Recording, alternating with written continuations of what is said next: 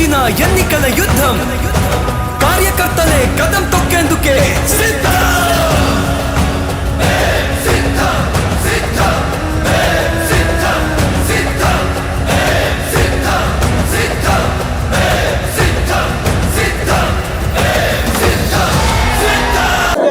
బాబు surety జై Jagan JP గారు రావుపల్లి జయప్రకాష్ గారు నాయకత్వం వర్ధిల్లాలి వైఎస్ఆర్ కాంగ్రెస్ పార్టీ జై జగన్. ఈ సమాజం ఇచ్చేసినటువంటి మేయర్ గా తాడికప్ప రామారావు గారు పనిచేసి ఈ డివిజన్ ని అభివృద్ధి పదం నడిపించిన గొప్ప నాయకుడు తాడికప్ప రామారావు గారు.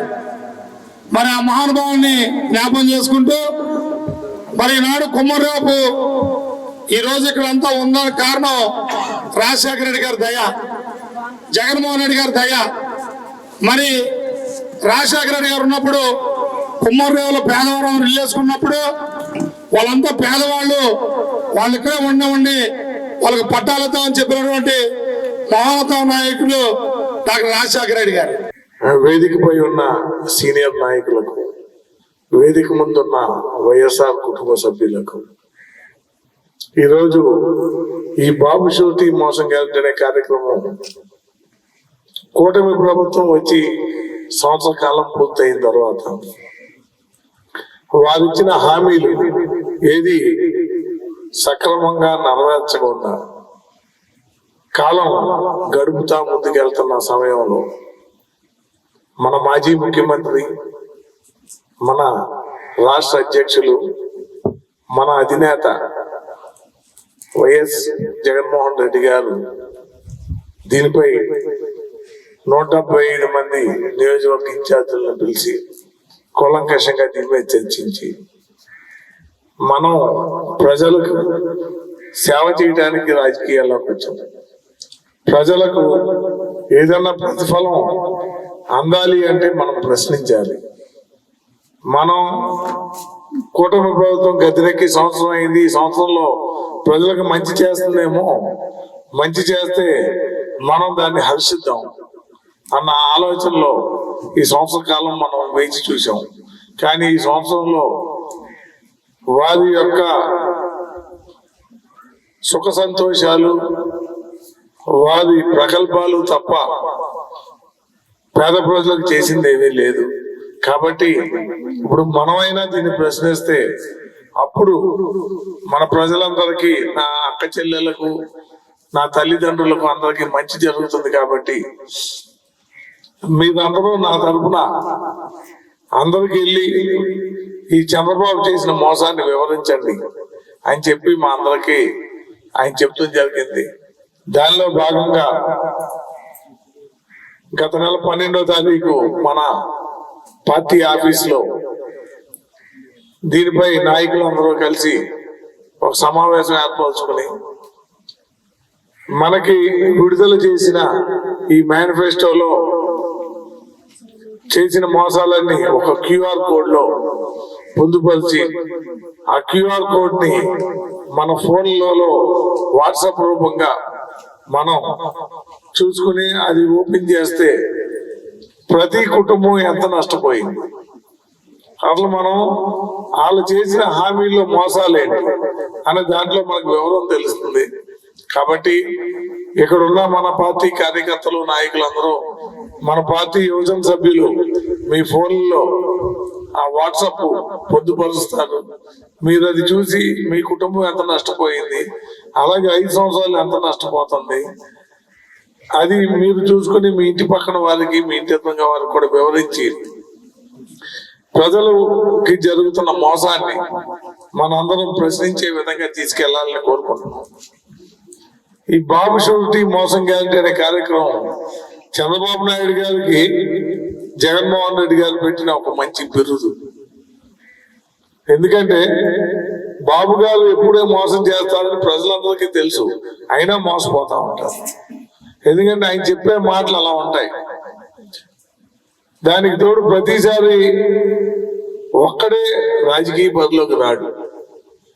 ఆయన ఏ ఎలక్షన్ లో చూసినా ప్రతిసారి ఒకసారి కమ్యూనిస్ట్ వాళ్ళతో వస్తారు, వచ్చి 5 సంవత్సరాలు వాళ్ళతో ప్రయాణించి 4వ సంవత్సరం అయిన తర్వాత వాళ్ళు వదిలేస్తారు. ఎందుకంటే ఈయన హామీలు పూర్తి చేయలేరు కాబట్టి కమ్యూనిస్టులు మాట పడతామని నేను వదిలేస్తారు. కొన్నాళ్ళు బీజేపీతో సామరస్యం చేస్తారు, కొన్నాళ్ళు సనాతన ధర్మం అని పాపం ఆయన సినిమాలు చేసుకుంటున్నాం ఆయన తీసుకొచ్చి ఆయన బొమ్మలాగా పెట్టి ఆయనతో మాట్లాడించి జనంలో ఆయన చులకన చేస్తా చంద్రబాబు నాయుడు గారికి పదవి అనిపిస్తున్నారు.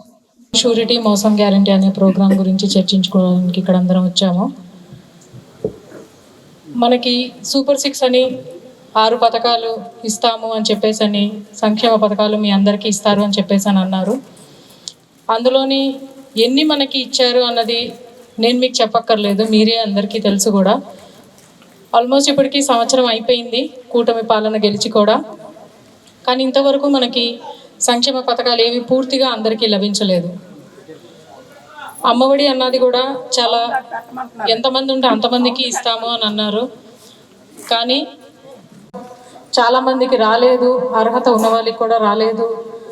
ఎటువంటి ఆంక్షలు లేకుండా మేము అన్ని సంక్షేమ పథకాలు అన్నారు. 10,000 కన్నా ఎక్కువ జీతాలు పడుతున్నాయి అకౌంట్లో అన్నారు. 4 వీలర్స్ ఉన్నాయి, లేకపోతే ప్రాపర్టీ ఉంది, ప్రాపర్టీ ట్యాక్స్ కడుతున్నారని, ఇన్కమ్ ట్యాక్స్ కడుతున్నారని, పిల్లలు ఎంప్లాయీస్ అని చాలా కారణాలు చెప్పి చాలామంది కూడా ఈ పథకాలు అవన్నీ కూడా ఏమి అందించట్లేదు. ఫ్రీ బస్ అన్నారు, అది ఇంకా కూడా అమల్లోకి ఏమీ రాలేదు. గ్యాస్ సిలిండర్స్ 3 సిలిండర్స్ ఇస్తాము అన్నారు, అది కూడా 1 సిలిండరే ఇచ్చారు. మీ అందరూ కూడా ఒక్కసారి ఆలోచన చెయ్యండి. సంక్షేమం అన్నది మొదలైందే మన రాజశేఖర రెడ్డి గారితో.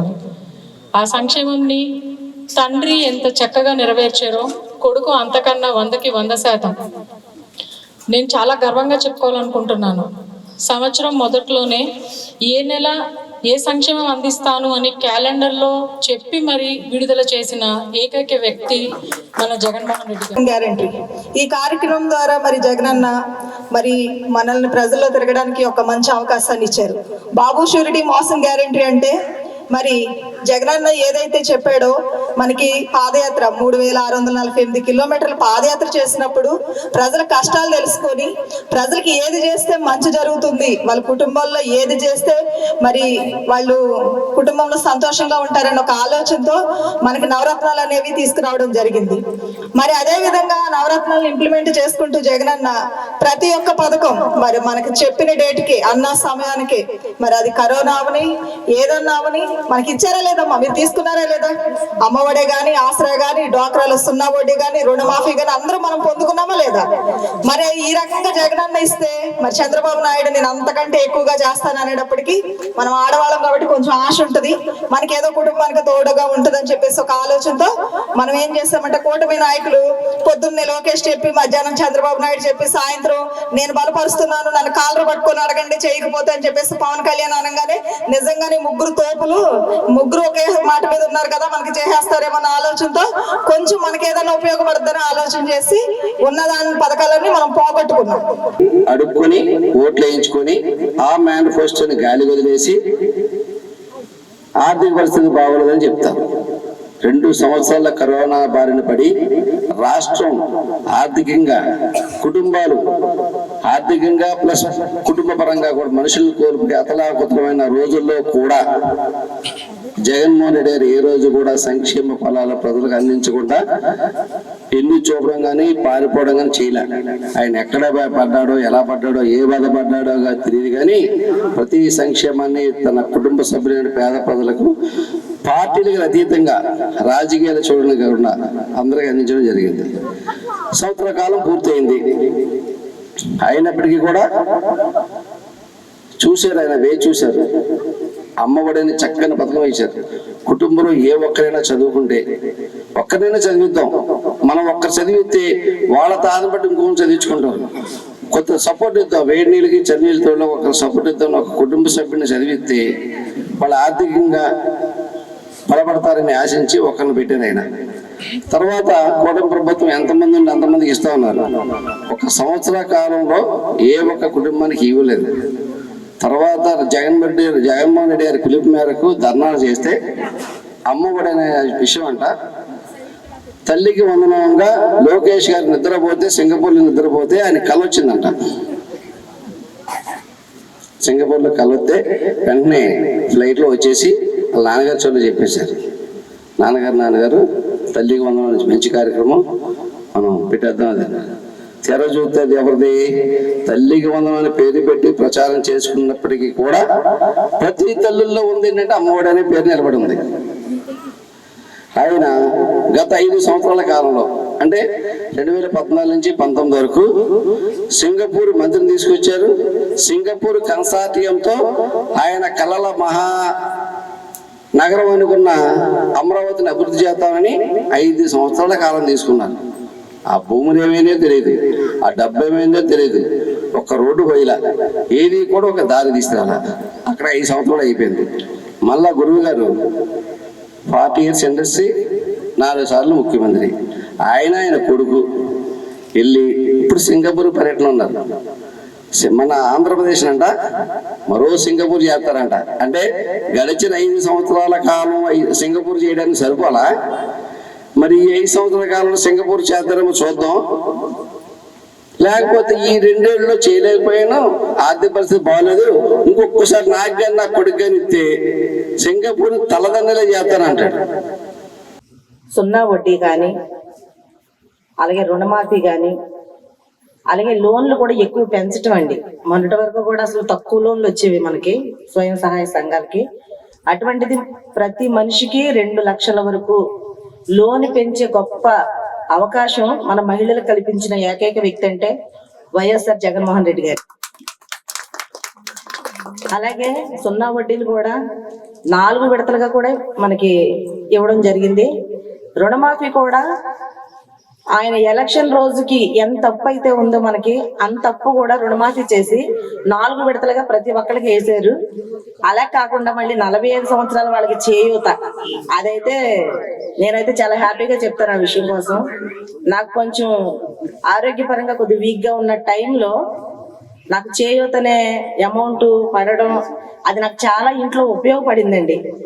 అంటే కరెక్ట్ గా నా ఏజ్ అది రావడం, ఆయన ప్రవేశపెట్టడం, నేను అది తీసుకోవడం, అది గాడ్ గిఫ్ట్. అలాగే నాకు ఒక అన్నగా జగనన్న ఇచ్చిన గిఫ్ట్ అన్నట్టుగా నేను భావించాను అది. ఇలాగ నాకులాగా ఉన్న ప్రతి ఒక్కరు కూడా రుణమాఫీ గాని, సున్నా వడ్డీ గాని, ఈ చేయూత డబ్బులు గాని, అమ్మఒడి గాని, ఇలాంటి ప్రతి కుటుంబంలో ప్రతి ఒక్క మహిళ పొందుకున్నాం. కానీ పొందుకున్న ప్రతి ఒక్కరు మనసులో మరి గుండెల్లో ఉందో లేదో తెలియదండి. కానీ మళ్ళీ ఒక్కసారి జ్ఞాపకం చేసుకొని ఆ విషయాలన్నీ ఖచ్చితంగా మళ్ళీ జగన్ గారిని మనం గెలిపించుకుంటే ప్రతి మహిళని లక్షాధికారి చేస్తారన్న రాజశేఖర రెడ్డి గారి ఆలోచన జగనన్న నెరవేరుస్తాడని మనస్ఫూర్తిగా తెలుపుతూ బాబు షూరిటీ మోసం గ్యారంటీ, ఈ మాటలో మనం చేయాల్సింది ఏంటంటే ఆయన ఏమి చేశాడు అనేది చెప్పుకోవడానికే 4-5 ఉంటాయి. బాబు గారు, జగన్మోహన్ రెడ్డి గారు 100కి 100 చేశారు. జగన్మోహన్ రెడ్డి గారు ఒకటే పరిపాలన, ఆయన పేదల పక్షం, పేదవాళ్ళకి ఏ విధంగా మేలు చేయగలను అనుకుని ఆయన చెప్పని పథకాలు కూడా మరి పెట్టి కొత్తగా పెట్టి ఆ అన్నిటిని లంచంతో కానీ మరి మధ్యవర్తులతో కానీ సంబంధం లేకుండా నేరుగా పేద ప్రజలకి అందే ఏర్పాటు చేశారు. నిజంగా చెప్పాలంటే మరి సచివాలయం అనే మాట ప్రకారం గాంధీ గారి కలగన్న స్వరాజ్యం అది జగన్ గారి వల్లే అయింది. రెండోది అంబేద్కర్ గారి ఆశయాలు కూడా ఓన్లీ జగన్మోహన్ రెడ్డి గారి వల్లే అయింది. ముఖ్యమంత్రిగా ఉండి ఆయన పేద ప్రజలు, నా ప్రజలు అనుకుని, నా కుటుంబ సభ్యులు, నా తండ్రి ఇచ్చిన కుటుంబ సభ్యులు అనుకుని మతంతో సంబంధం లేకుండా, కులంతో సంబంధం లేకుండా, పార్టీతో సంబంధం లేకుండా చేసిన ఏకైక వ్యక్తి మన జగన్మోహన్ రెడ్డి గారు. ఆయనకి మోసం ఎలక్షన్లోనే జరిగింది, ఆ విషయం మన అందరికీ తెలుసు. 41% వచ్చిన ఓటింగ్ వచ్చిన ఆయన మరి మన ముఖ్యమంత్రి, మాజీ ముఖ్యమంత్రి జగన్మోహన్ రెడ్డి గారు ముగ్గురు కలిస్తేనే కానీ వాళ్ళకి అక్కడ గెలుపు రాలా. దాంట్లో కూడా మరి ఈవీఎంలో కూడా మోసం ఉందనేది మన అందరి హృదయంలో ఉంది, అది బహిరంగ రహస్యం.